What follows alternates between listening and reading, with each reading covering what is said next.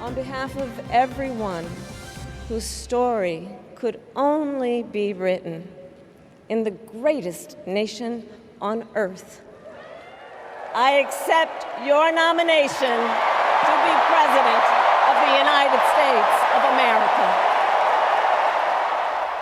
Vice President Kamala Harris there accepting the Democratic nomination for president, promising to fight for all Americans. She was the first woman to become vice president, and now she's the first black woman and first Asian American to lead a major party ticket. Christine Frizzell's in Chicago with highlights from the vice president's speech. The theme for night 4, For Our Future, as Democrats continue to make the case that Donald Trump represents a dark past, while Kamala Harris will steer the country into brighter days ahead.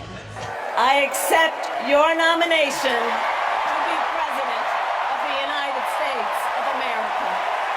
A history-making moment at the 2024 Democratic National Convention, with the first black and South Asian woman accepting her party's nomination for president. All week leading up to the grand finale. I know there are people of various political views watching tonight, and I want you to know I promise to be a president for all Americans.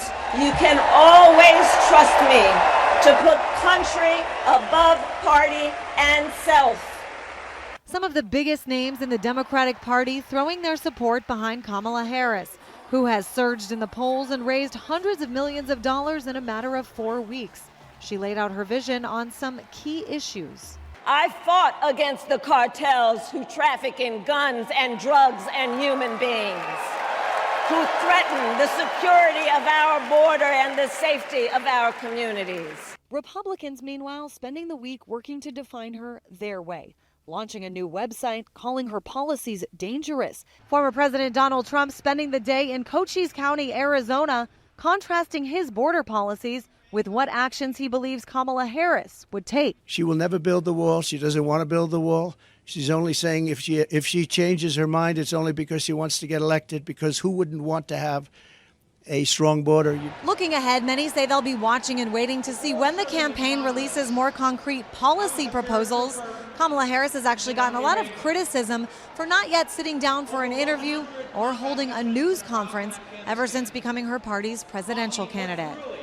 In Chicago, I'm Christine Frizzell.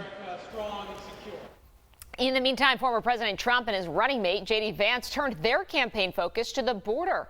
Trump and Vance spoke both about border security and immigration at separate campaign events yesterday.